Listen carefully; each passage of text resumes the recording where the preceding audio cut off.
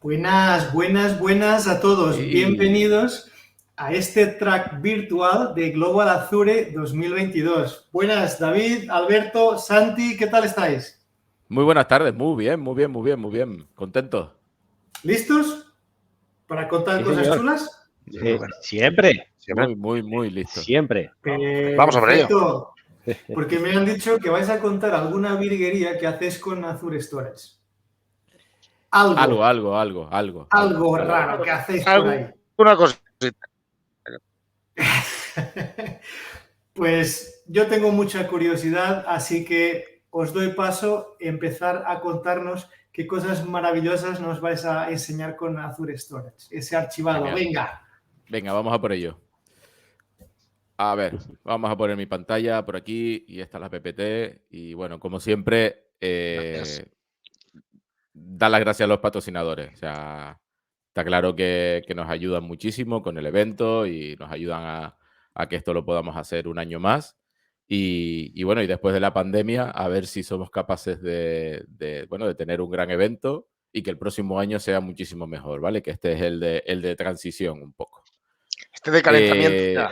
Este es el de calentamiento, eso es, sí, este es el que vamos a hacer un poco de calentamiento, correcto. Pero para hacer Vamos el a hablar. calentamiento vamos lanzado. Bueno, sí, vamos a ir, pero calentando, lanzado, pero calentando. O sea, yo sigo diciendo que a mí me falta todavía, no sé si a final de año o ya el próximo año, el de 300, 400 personas que hacemos de Azure todos los años, que este año no va a ser así. Hostia, qué lejos queda eso, es Bueno, acojonante. chicos, Ahora todo, ha quedado un poquito. Por os dejo eso, con la yo creo sesión, chicos. que llegaremos. Bueno, gracias por estar en esta sesión conectados. Vamos a hablaros de archivado de documentos en Azure, y aquí estamos David y yo para contaros un poco lo que tenemos montado, lo que hacemos y lo que estamos haciendo con Azure Storage, para que veáis un poco alternativas a poder almacenar y tener estos documentos en Azure. Y lo primero, presentarnos, ¿vale?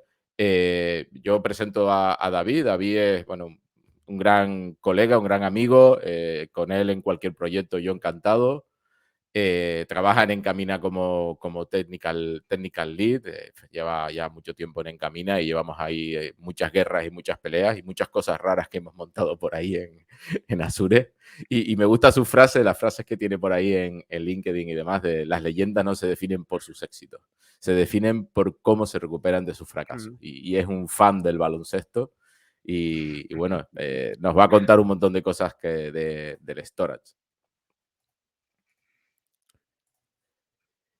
Y bueno, yo, Alberto Díaz, y bueno, ya ahí tenéis un poco de todo sobre mí, ¿no?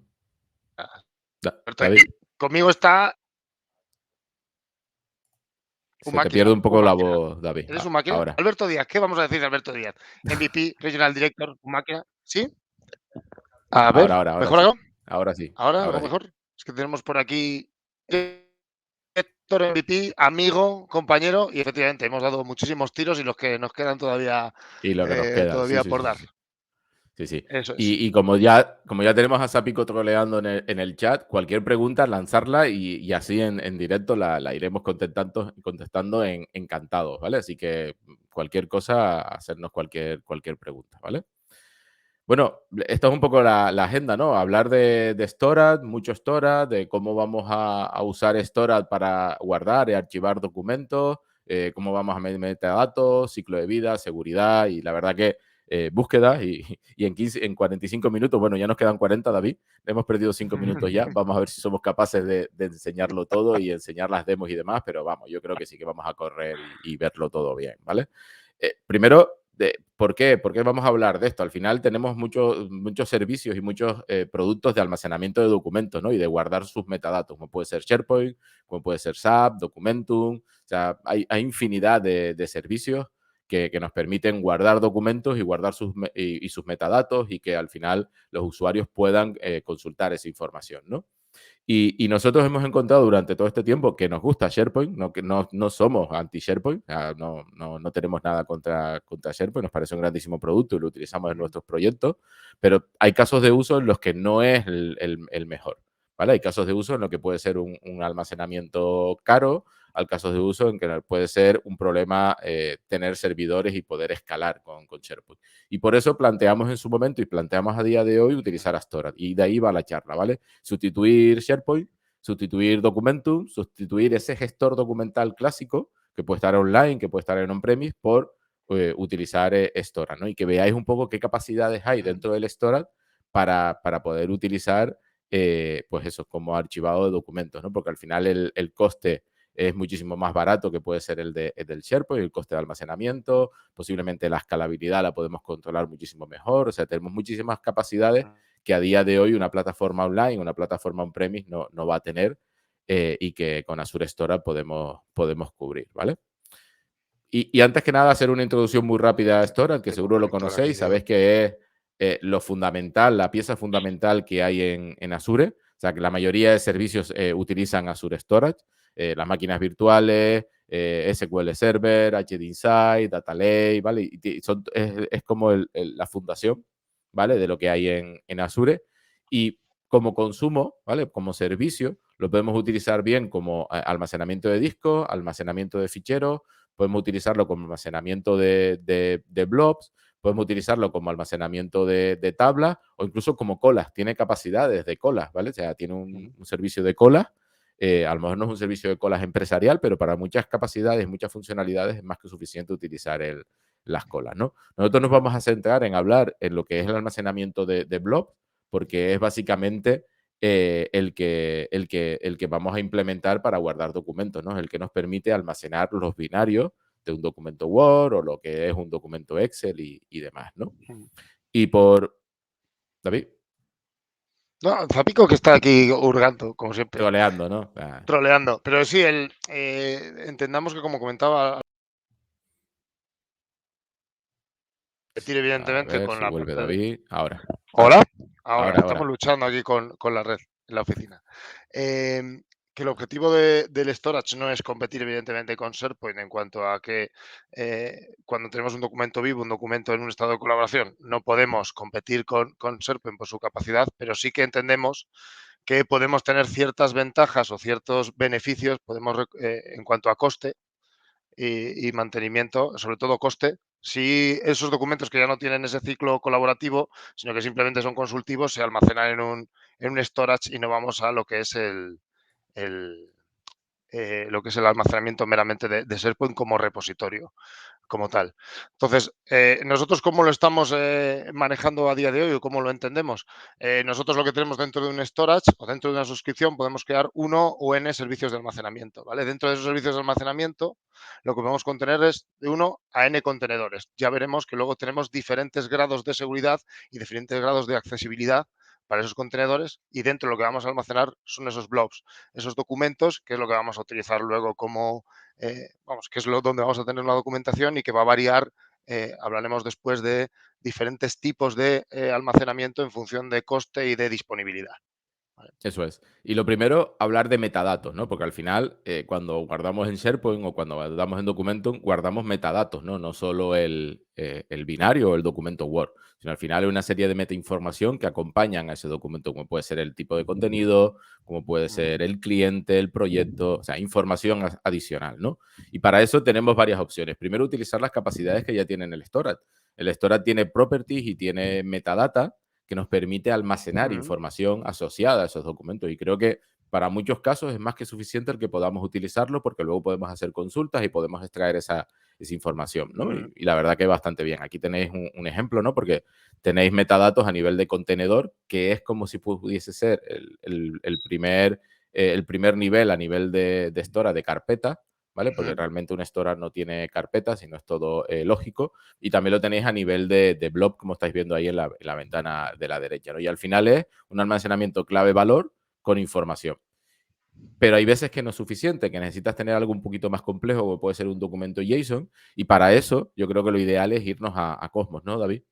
Sí, al final, como ha dicho Alberto, la relación, el metadato que tenemos dentro del documento es clave-valor y en procesos bastante sencillos o incluso para incorporar información básica en el documento que vayan directamente asociado con el fichero, trabajarlo con un metadato es lo más lo más cómodo. Pero cuando nos vamos a estructuras más complejas, ya no estamos hablando solamente de clave valor, sino que dentro vamos a almacenar algún otro JSON, listas o propiedades bastante personalizadas. Lo lógico es empezar a trabajar con una base de datos, un modelo que pueda ir asociado al documento, pero que no tenga ninguna ese encorsetado de un modelo relacional. Entonces, lo ideal en este caso es utilizar un modelo NoSQL como puede ser Cosmos DB como el almacenamiento del metadato.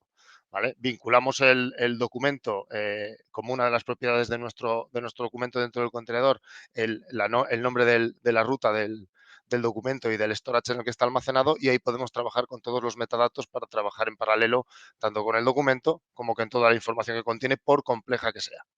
Claro, sabemos que Cosmos es escalable, que al final vamos a guardar documentos JSON y luego que es independiente de cómo organicemos los documentos en el storage. Al final en el JSON vamos a tener una jerarquía, vamos a tener una estructura que es totalmente independiente a cómo tengamos el documento en el storage, o si en el storage, por ejemplo, en el almacenamiento tenemos el nombre con un GUID y en el JSON tenemos el nombre original del fichero. O sea que tenemos diferentes formas de poder almacenar y aquí tener una independencia con respecto al store. Diego, vamos ya con el ciclo de vida, que veo que te estás adelantando, ¿vale? Luego hablaremos un poquito más del Cosmos DB seguro, pero vamos, para que veáis un poco con respecto al ciclo de vida, ¿vale? Cuando vamos a SharePoint, cuando vamos a documentos, tenemos ciclo de vida, ¿vale? Intentamos que los documentos tengan algún estado que no se pueda eliminar, algún estado de almacenamiento más barato y demás. Y eso también lo tenéis a nivel de Azure Storage. Tenéis 3 capas de almacenamiento. Hay un hot, un cool y un archivado, ¿vale? Que como veis aquí a la derecha, cambia un poco en cuanto a el coste de la transacción, ¿vale? Y el coste del almacenamiento. Entonces, al final, el hot es más caro, ¿vale? Con respecto al archivado, pero el acceso al documento es muchísimo más rápido, ¿vale? Y el cool es el que tenemos intermedio. Con estos 3 capas de almacenamiento, teniendo claro que hay una cuarta, que es eliminar el documento en sí, ¿vale? Que en algún momento tenéis que eliminar, ¿vale? No podéis tener síndrome de Diógenes y guardarlo todo, ¿vale? Al final, ¿qué es lo que vamos a hacer? Definir unas políticas de ciclo de vida, ¿vale? Unas políticas de ciclo de vida que nos digan, oye, cuando un documento tenga más de 3 años, lo pasamos al archivado. Cuando tenga más de 5, lo pasamos al cool. No sé. Dependiendo un poco de vuestras políticas y del tipo de documento, porque al final esto no es para todo, sino podéis hacer consultas y tipos de documentos, vais a tener una serie de políticas. Yo creo que lo ideal, David, es que lo enseñemos, ¿no? Vale. Al final, la política o los ciclos, el ciclo de vida, las políticas de ciclo de vida asociadas a un blob storage, si bien nos pueden servir, como hablábamos en este caso, para tener o maximizar el rendimiento o minimizar el coste del almacenamiento que tenemos, también nos puede servir para otro tipo de procesos. Si utilizamos un storage como un almacenamiento temporal para zips o procesos que utilicemos en nuestros aplicativos, pues también podemos utilizar esos ciclos de vida para controlar ese tipo de extensiones, ¿vale? Y eliminar esos documentos pues, pasado 1, 2 días o cuando consideremos que ya llevan suficiente tiempo en funcionamiento. Vale, ponemos tu pantalla. Vale, vemos el portal, tenemos la parte del almacenamiento, entonces dentro de la parte izquierda, bueno, Alberto ha comentado antes la parte JSON, vamos a verlo desde el asistente, tenemos el gestor de ciclo de vida. En el gestor de ciclo de vida lo que tenemos es que crear una regla, ¿vale? Y a partir de aquí podemos empezar a trabajar. Le vamos a dar un nombre y luego podemos aplicar diferentes criterios. O aplicarlo a todos los blobs que que estén dentro del storage, o podemos empezar a trabajar con los filtros. Aquí es un poco lo que estábamos comentando antes de qué tipo de ciclo de vida o sobre qué documentos queremos atacar. Podemos atacar solamente uno de los contenedores, podemos atacar una extensión concreta, ¿vale? O podemos trabajar con el dato que nosotros consideremos, ¿vale? Utilizar el ámbito en el que queramos trabajar. Y al final, no deja de ser un asistente muy similar, bastante limitado a lo que podríamos tener en una Logic App, donde tenemos una serie de condiciones, ¿vale? Por ejemplo, el número de días y una serie de ejecuciones que podemos realizar en función de esa lógica, ¿vale? Y se van ejecutando de forma secuencial. Podemos llevarlo a un almacenamiento frío, porque por defecto cuando nosotros subimos un documento a un blob, lo estamos metiendo en un almacenamiento en el hot, como comentaba Alberto. podemos desplazarlo a un archivado donde lo que tendríamos es que llevarlo a un entorno en el que cuando lo solicitáramos tendríamos que rehidratarlo o, en determinados casos, eliminarlo, ¿vale? Una vez Claro, definido y seleccionado, tener en dime. cuenta que cuando lo llevamos a un archivado, el documento no está disponible para consulta. Os va a dar un acceso denegado y un error Ujú, específico que os va a decir, oye, este documento está archivado, no te lo puedo descargar. Tienes que solicitarlo, que es lo que acaba de decir David, rehidratar el documento, que puede tardar 2 horas o más, ¿vale? Debería tardar el orden de 2 horas, más o menos, pero puede ujú, tardar más en volver a recuperar ese documento que realmente es moverlo de archivado ujú. al cool o al hot, para que entonces puedas poder hacer consultas con él y poder obtener el documento en sí. Eso es. Y por último, pues podemos empezar a trabajar con la parte de filtros, ¿vale? Podríamos filtrar el resultado de cualquiera de las eh, de estas condiciones, ¿vale? Y meterlo, atacar a un subconjunto de datos y no directamente a todo el contenido del storage. Incluso podríamos tener trabajando varios ciclos de vida que afectaran con diferentes criterios en función pues, de los filtros que quisiéramos, contenedores, extensiones o eso, incluso solamente un nombre de un fichero concreto que pudiéramos trabajarlo de forma diferente. Lo que pasa es que aquí lo que vamos a poder es trabajar solamente con cambios de almacenamiento o con eliminaciones. Veremos luego después que podemos manejar toda esta serie de eventos que se producen asociados al ciclo de vida con el siguiente evento del que hablemos ahora un poquito más adelante. Eso es, eso es. O sea, esto es ciclo de vida, esto es lo que nos permite la plataforma por defecto. Estas políticas se ejecutan directamente en el portal y nos permite hacer bastantes cosas, ¿vale?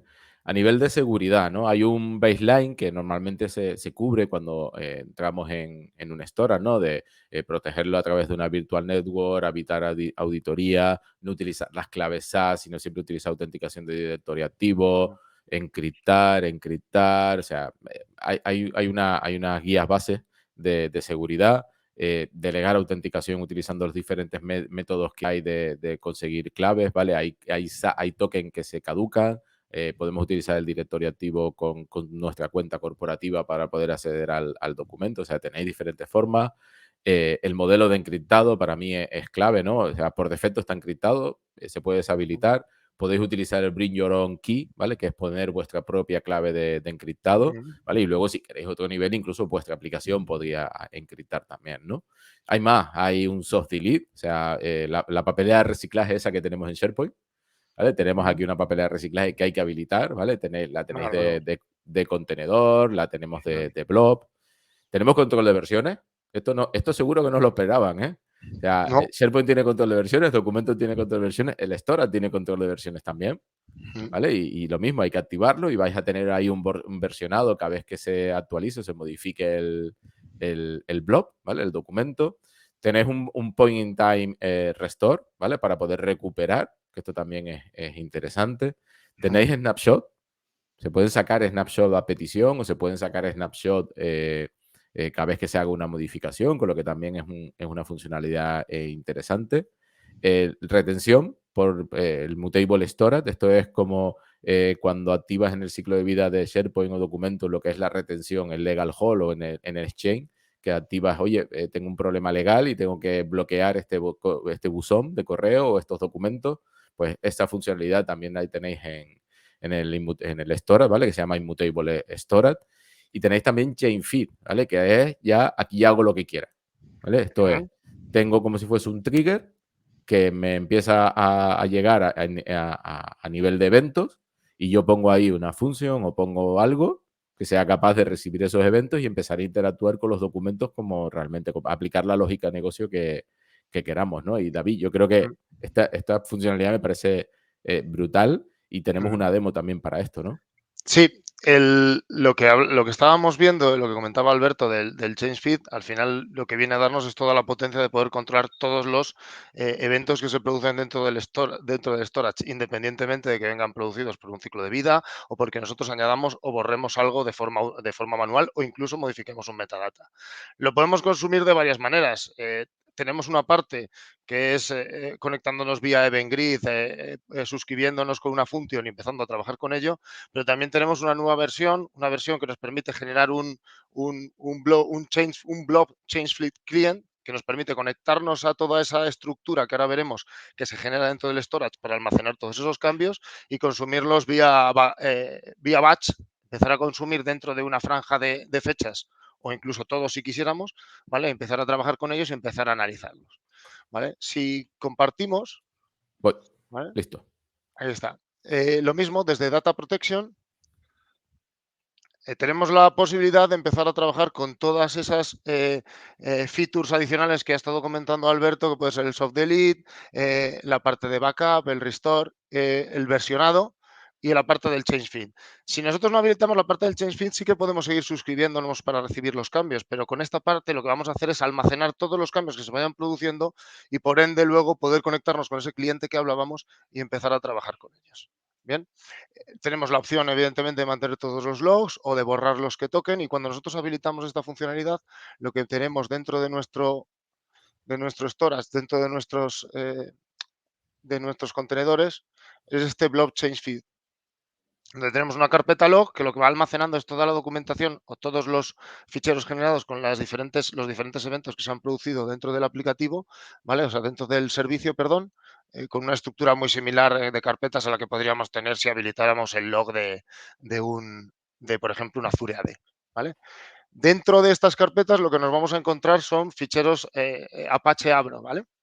Binarios chiquititos que nos permiten manejarse con bastante facilidad, que por debajo lo que no dejan de tener, a ver si lo tengo por aquí y lo puedo llevar a esta pantalla. Ahora. Ahí lo vemos. Es una estructura en JSON con el evento que se ha producido, ¿vale? Recordemos que aquí lo que vamos a almacenar son todo tipo de eventos. Creaciones, modificaciones, cambios en los metadatos.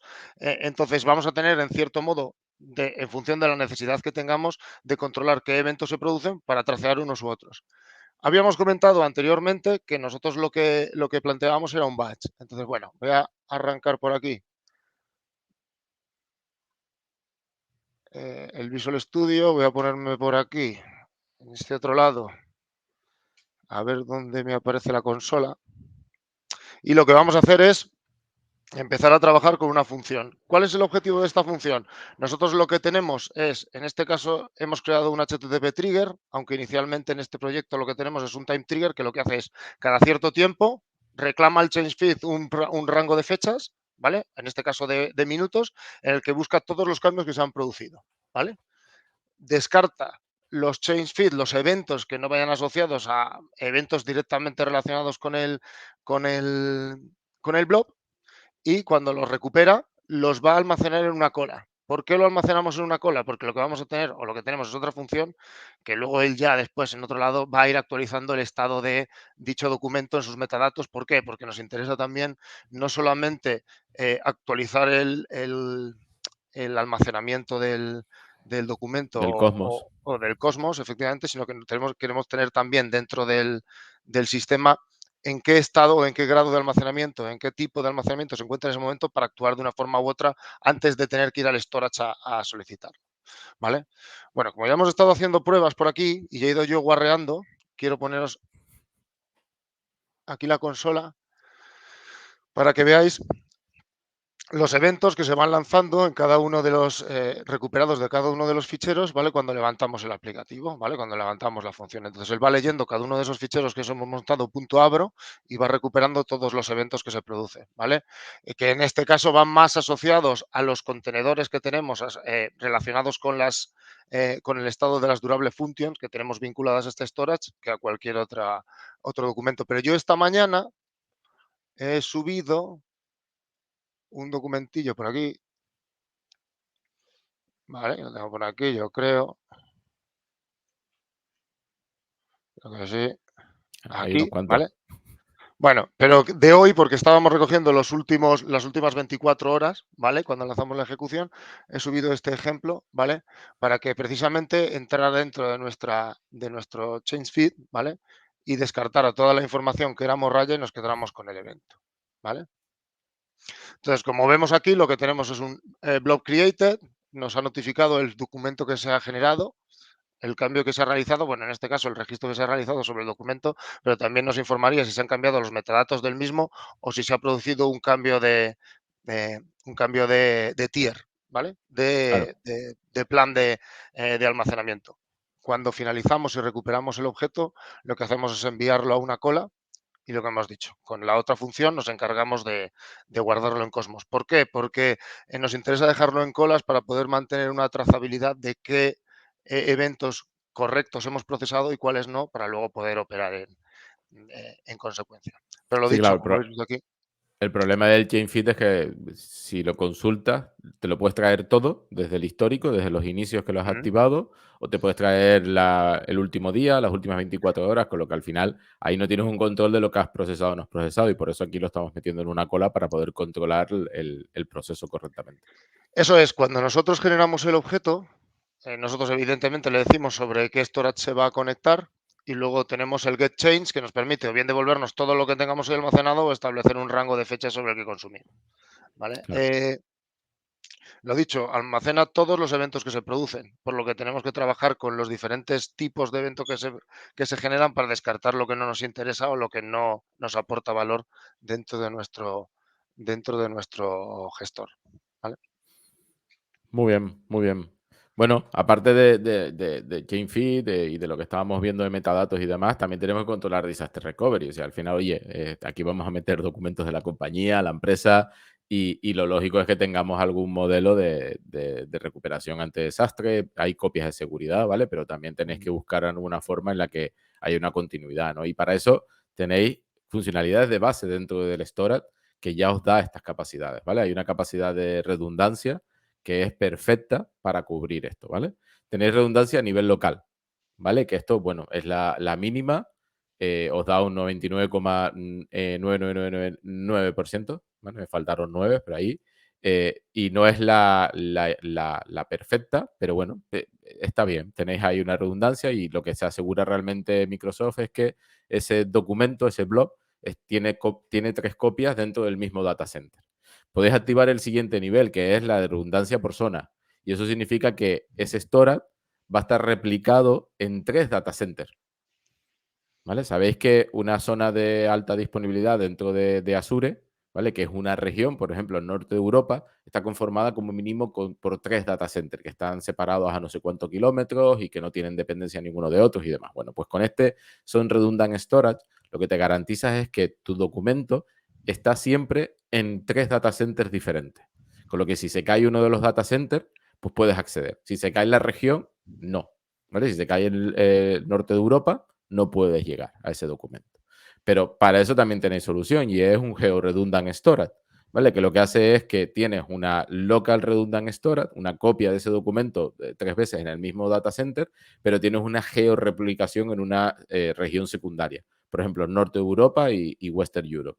Si se cae North Europe, tienes tu documento en Western Europe y vas a poder acceder sin ningún problema a él.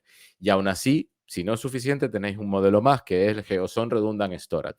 Eso es, en la región principal está replicado las 3 zonas de disponibilidad, ¿sí? Y luego además tenéis una replicación local en otro data center de otra región.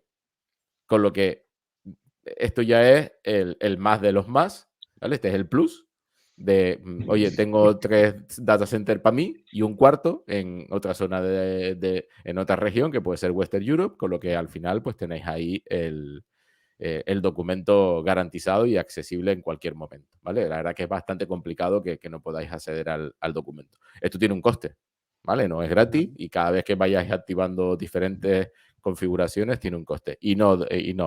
No, Diego, no sirve para web.3. La web.3 es otra cosa, es más humo. La web.3 es más humo que esto.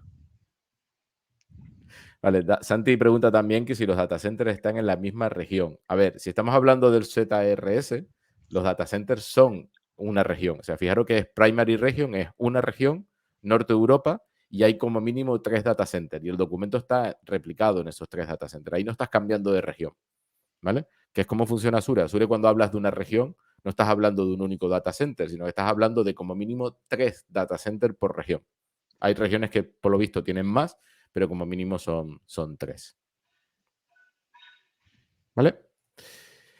En cuanto al rendimiento, escalado y costes, David, ¿qué factores hay que tener a la hora de hablar con los documentos, de hacer peticiones con los documentos? Bueno, a la hora de lo que principalmente nos influye aquí es, a ver, el tiempo medio de operación que vamos a tener cuando trabajamos esos documentos y el número total de operaciones o el número de operaciones que vamos a ejecutar contra ese almacenamiento. Estos dos factores son los que nos van a indicar, nos van a influenciar a la hora de manejar el rendimiento, la latencia que nos va a proveer el storage, que sí, dentro de lo que hemos hablado, todos los beneficios y las cosas buenas que tiene, quizá el único punto menos bueno es que no tiene esa escalabilidad horizontal que tienen otros servicios de esta nuestra nube, ¿vale? Claro, Y aquí ahí sí que nos podemos, va a ver un poco, aquí sí que podemos escalar un poco en premium o en normal, Ujú, pero no podemos decir quiero 10 nodos del storage para atender a mis peticiones,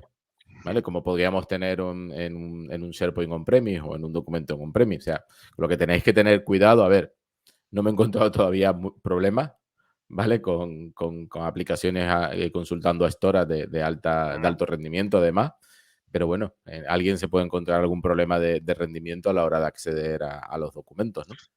Creo que eran 20.000 peticiones por segundo la última vez que hicimos alguna prueba de esas que Algo soportaba así. el storage. En algún proceso de migración, sí, pero vamos, 20.000 procesos por segundo ya tiene margen Sí, bueno, y como de siempre, trabajo. cuando hagáis código con cloud, ser resiliente. O sea, tener en cuenta que en cualquier momento estáis consultando un servicio que puede estar no disponible. Entonces, Ujú, programar reintentos, control de errores, hay un montón de cosas que de serie deberíais de tener cuando estáis hablando con un servicio cloud que en cualquier momento puede caer.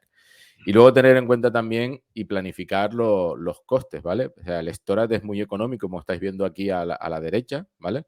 Estamos hablando que el Tera en Premium sale 15 céntimos el giga, en Hot sale 0,184 céntimos el giga, en Cool y en archivado ya no sé decir esos números, ¿vale?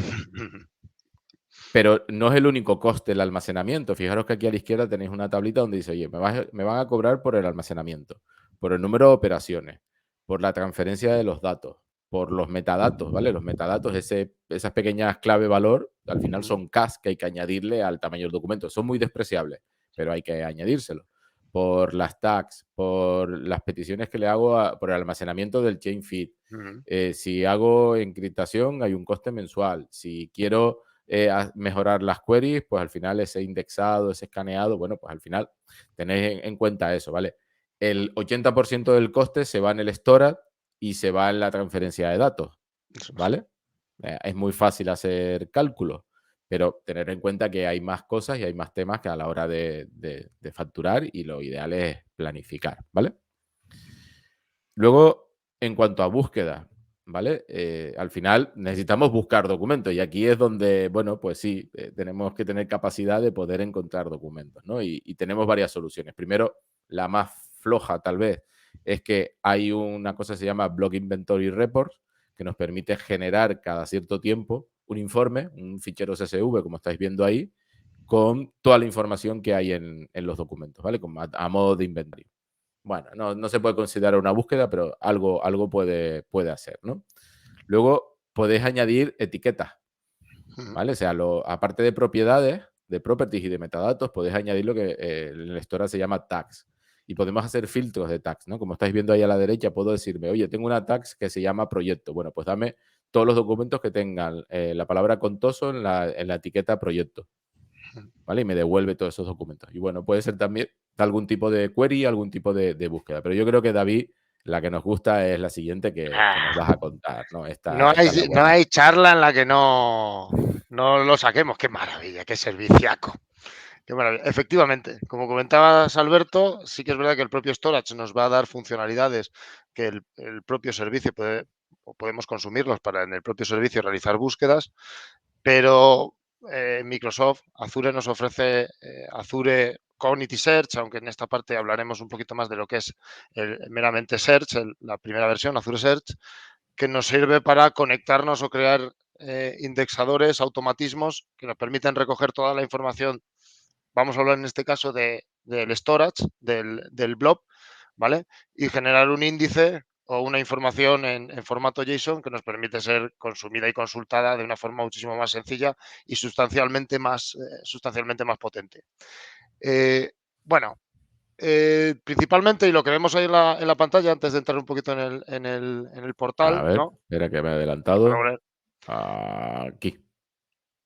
Ahí está. Son las 4 piezas principales de los procesos de sincronización. El origen de datos, como hemos dicho, ahí pone Azure Data porque puede ser un Cosmos, SQL, un Blob Storage, cualquier tipo de formato, más o menos podemos conectarlo en ese origen de datos. Tenemos un skill set, un árbol de habilidades donde aplicamos servicios cognitivos de forma opcional, si queremos o no. Y luego un indexer, que lo que hace es coger todo ese data source, ese modelo, ese árbol de metadatos y mapearlo con el índice en formato JSON que comentábamos. No aparece en esta slide, pero generalmente hacia abajo se suele pintar, y qué maravilla, ya, son ya unas cuantas horas, Alberto, pinta abajo el Knowledge Store. ¿Vale? Podemos hacer que esa operativa que se realiza entre el indexer entre el data source y el índice vía indexer, lo podemos derivar en un almacén de conocimientos, que bien puede ser una... Mira cómo estamos haciendo la PPT en tiempo real, Alberto. Claro, claro, me faltaba aquí y ya después lo cambiamos por el icono de verdad. Qué maravilla.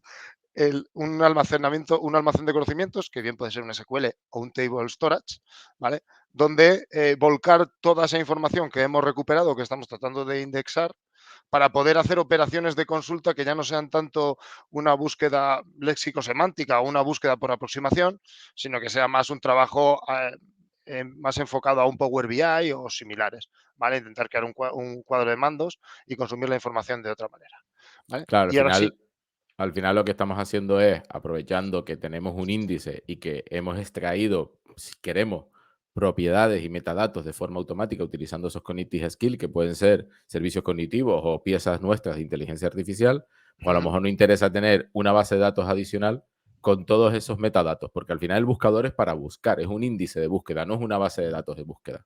Es un índice de búsqueda y nos va a servir para buscar. Pero si necesitamos hacer consultas o hacer informes, lo ideal es tener ese metadata store que estaba comentando, Knowledge Store que estaba comentando David, que es ese intento de cajita que hay ahí debajo, ¿vale? Y que es el que nos da esas capacidades. claro, podemos entender, como comentábamos, que no tiene excesivo sentido, pero al final, como bien ha dicho Alberto, son 2 tipos de búsqueda diferentes. El servicio de búsqueda lo que nos va a permitir es buscar por aproximación o, si fuéramos a hablar de semantic search, pues ir a una búsqueda más léxico-semántica y consumir la información de otra manera, ¿vale? Pero el volcado que se realiza sobre Knowledge Store es un modelo tabular que podemos consumir, pues como hemos dicho, en un Power BI o exportarlo y trabajar como si fuera como un Excel y operar con él, porque como bien dice Alberto, no solo tenemos la posibilidad de llevar el metadato de un punto a otro, sino que entre medias podemos enriquecerlo con servicios cognitivos, ¿vale? Hay mucho troll por ahí que el sábado igual le va a caer una buena. Dice Santi que hagamos un chain over para que Microsoft incluya esa cajita que hizo Alberto con icono del servicio. Es muy bonito, escucha, es que acaba de hacer o sea, ha modificado la PPT en tiempo real. ¿Sabes lo triste? Que cuando he ido a hablar ya sabía dónde estaba la raya que quería pintar el cabrón y todo. Joder, sonora ya, ¿eh? Sonora. Vale, vamos a por ello. Vamos a por David, ello. comparte la pantalla. Perdón, sí, compartiendo.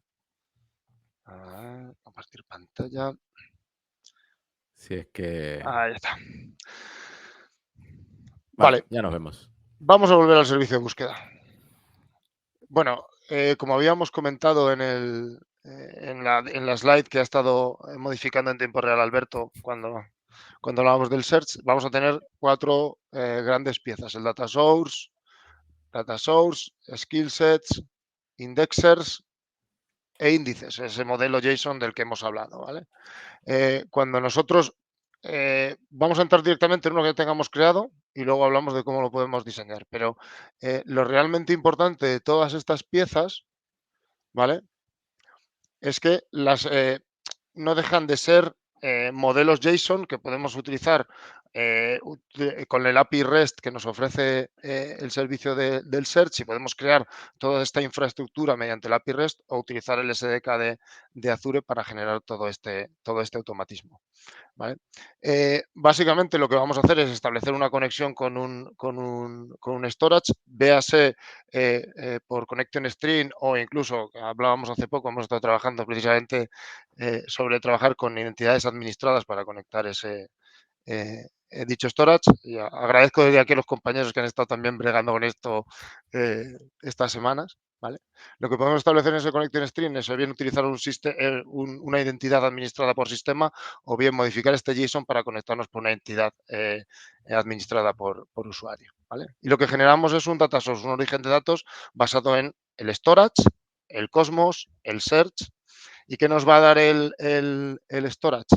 Lo que nos va a dar es un árbol de metadatos basado en el tipo de contenido que tengamos dentro de ese storage. Si tenemos un JSON, si tenemos un Word, si tenemos un PDF, ¿vale? Y a partir de ahí podemos empezar a trabajar no solamente con la información que tiene el documento en cuanto a quién lo creó o el número de palabras que puede contener en el caso de un Word o un PDF, sino que podemos trabajar con sus imágenes, podemos trabajar con su contenido, incluso con la fecha de modificación o de creación.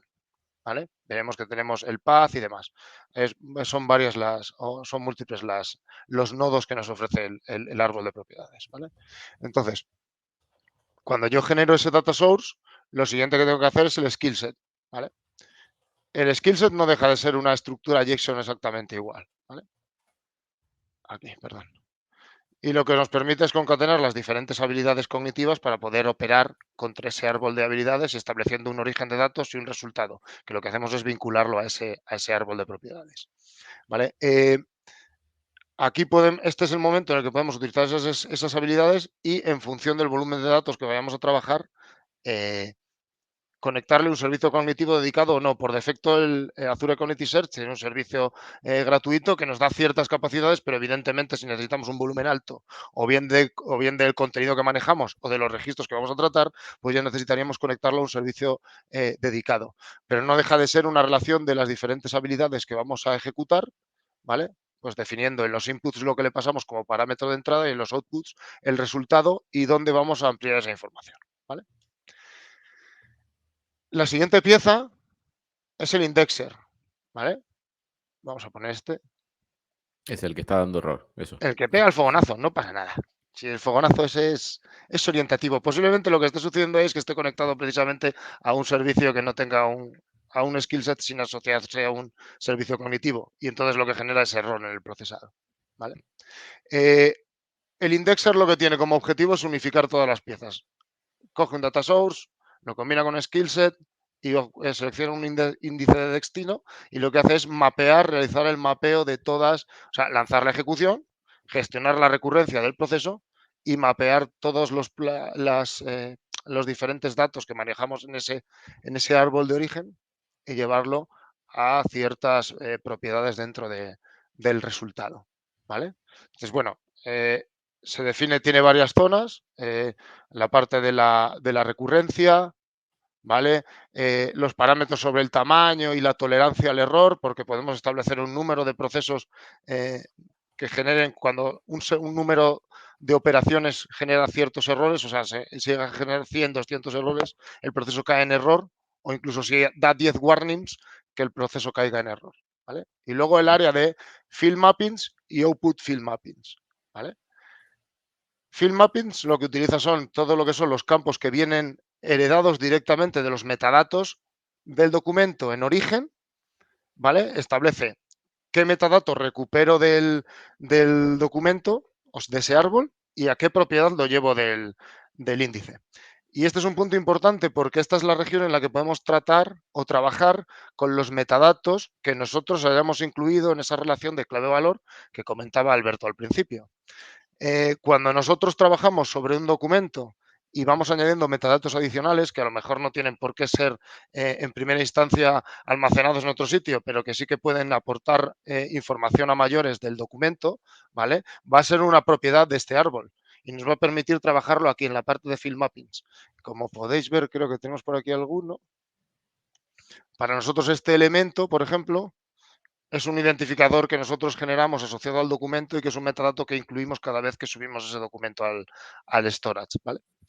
Y por otro lado tenemos la parte de Output Field Mappings, que lo que nos permite es realizar esta misma operación, pero con todos los endpoints, con todas las propiedades que hayamos incluido a partir de ese proceso de enriquecimiento cognitivo, ¿vale? Y por último, y no por ello menos importante, el índice, ¿vale? Que como... Uf, qué pequeñico se ve aquí. Vamos a ver, un segundito, a ver si lo podemos... Mejor. Ahí Tanto no. mejor, ¿no? Uf, y ya me he No, calentado. tampoco. Ahí lo vemos, ¿no? Ahí lo Sí. vemos. Vale.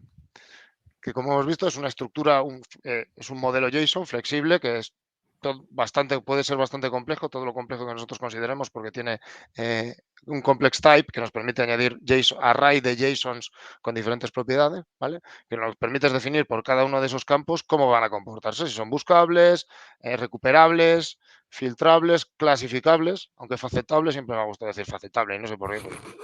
Facetable, son ordenables, y luego el analizador, porque al final nosotros cuando realizamos una búsqueda de texto sobre los campos que son buscables, bien, podemos indicar o especificar el tipo, el idioma de que tiene el contenido de esos campos y que por ende el analizador varíe en función del campo que tengamos. Hablábamos de imaginemos que nosotros tenemos un skill de traducción y tenemos el contenido de un Word, lo podemos traducir al inglés, por ejemplo, almacenarlo en otra variable, en otra propiedad dentro de nuestro buscador y establecerle a esa variable el analizador en inglés para que el comportamiento siempre sea muchísimo más correcto cuando realizamos búsquedas en inglés y cuando realizamos las búsquedas en castellano, especificando por cada uno de los campos el idioma que contiene y por ende intentando ser más exactos. Claro, ¿Vale? tener en cuenta que el idioma es importante porque al final hay una búsqueda semántica, hay una búsqueda de sinónimos, hay palabras, ruido que quita, como puede ser preposiciones, determinantes. O sea, hay un montón de cosas que el buscador hace en función del idioma. Entonces es importante que le definamos el idioma del contenido. Y por último, bueno, y no por ello menos importante, lo que hablábamos, el indexer se puede lanzar un mínimo de 1 hora por definición en el JSON. Se lanza cada hora. Podemos establecerlo, si lo hiciéramos de forma programática por una función, hasta 2 minutos, creo que un máximo de 2 minutos, cada 2 minutos. Y bueno, lo podemos reiniciar y recuperar desde el inicio del análisis del data source. Al final, él lo que está haciendo es un incremental en cada proceso. Entonces, luego podemos reiniciarlo, resetearlo y lanzarlo tanto vía API REST por el portal de forma recurrente o bien utilizando el SDK con un API o con una función. Esta vista que os está enseñando David es directamente de la Azure Search, pero tenéis un asistente para configurar todo esto directamente desde el Storage. Desde el Storage tenéis un enlace que pone conectarlo a Correcto. Azure Search y os sale un asistente que os simplifica alguna cosa y os configura ya un buscador que indexa vuestros documentos. Aquí, todos hablábamos, lo comentábamos al principio, tenemos diversos orígenes de datos. Ese botón de Azure Search está en el Storage, lo tienes en Cosmos, lo tienes en el SQL. Eso es. Y también lo puedes hacer desde el otro lado, ¿vale? Si nosotros entramos al portal y accedemos al servicio de búsqueda, desde el import data podemos empezar a trabajar, si os fijáis, con el proceso que habíamos comentado anteriormente, que es seleccionar un origen de datos, opcionalmente asignarle un servicio cognitivo. Como veis aquí, lo que está haciendo es un análisis de qué contenido tiene ese origen de datos para establecer ese árbol, porque lo que hemos dicho, no es lo mismo que contengas un JSON, contengas un Word, a que contengas simplemente imágenes, ¿vale? El árbol de habilidad o de datos con el que vas a trabajar luego en los servicios cognitivos varía en función del tipo de contenido que tengas en ese storage, ¿vale? Eso es. Definiremos con IDST y luego el índice de destino y bombazo. No sé si tenéis alguna pregunta, pero bueno, para que os llevéis, yo creo que habéis visto capacidades del Storage que os permite pues, sustituir o tener un complemento para vuestras piezas de gestión documental o de archivado de documentos. Muchas capacidades, muchas funcionalidades, como puede ser el lifecycling o los storage inmutables o la búsqueda. Y luego también, bueno, pues tener en cuenta que disaster recovery, ¿no? A ver, hay una pregunta aquí de Paulo, David. ¿Tendría sentido usar files como almacén de datos en vez de blobs? Pero lo que pasa que utilizar el file es asemejarse bastante más a una estructura de file server. La parte de eventos de change feed y demás, en la parte de files yo creo que no está, a día de hoy no tiene esa disponibilidad. Nosotros no podríamos ser reactivos a los cambios que se producen en nuestro contenedor si utilizáramos un file. Depende de lo que quieres hacer. Si lo que quieres es almacenamiento en bruto, puede ser una opción, pero el storage siempre te va a permitir optimizar el tipo de almacenamiento. En primera instancia, yo siempre me iría a un blob storage en vez de a la parte de files del storage. Sí, la ventaja Blob del file container. puede ser que no necesitas desarrollar una interfaz de usuario para que el usuario pueda acceder, porque al final le puedes poner una unidad Eso compartida, un FTP, sí.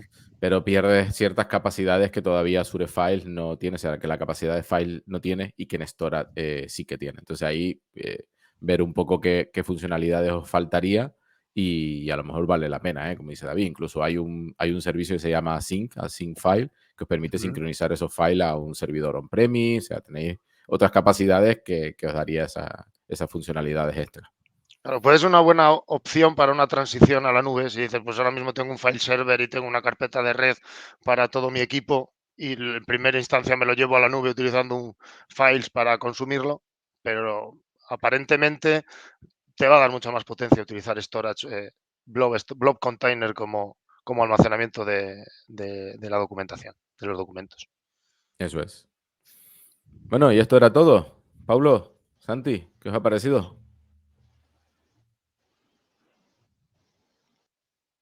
Estás en mute, Pablo, estás en mute. A ver, Ahora ya. a mí me parece genial. O sea, de hecho, estaba mirando la sesión y pensando, yo no me imaginaba que un Azure Storage diera tanto de sí. O sea, de verdad. Lo estaba diciendo Sí. Moebius por el chat. Dice, la última vez que lo usé evolucionó muchísimo. Exacto. El storage lo imaginamos solamente como si fuera un disco duro ahí que tenemos conectado, pero da mucho juego. Hay muchísimas características que no conocemos. La verdad que yo me quedo flipando también. Y mira que lo uso a diario. Sí, se le puede sacar mucho jugo y más que vendrá, vendrán más cosas. Chicos, esto era todo. Joder. Bueno, dar las gracias también al resto de compañeros que trabajan en este tipo de proyectos con nosotros, ¿vale? Que han estado, pues este tipo de Sí, que fumadas nos también las sufren, llevan nos sufren la fumada. las llevan a buen puerto. Sin ellos, seguramente muchas de estas cosas que hemos estado enseñando o conceptos que hemos estado manejando aquí, pues no serían posibles, ¿vale? Así que gracias a todos los que están por ahí al otro lado aplicando también con nosotros. Gracias a vosotros y mira, seguid con las fumadas porque al final de las fumadas salen las nuevas versiones de las cosas. Entonces, vosotros seguid dándole al coco. En eso estamos. Tenemos a Mariano Cobo ya en backstage. Yo creo que ya lo podemos ir metiendo. David, muchas gracias. Gracias a vosotros, pasad muy bien. Nos vamos viendo por aquí. Gracias, David. Cuidad mucho.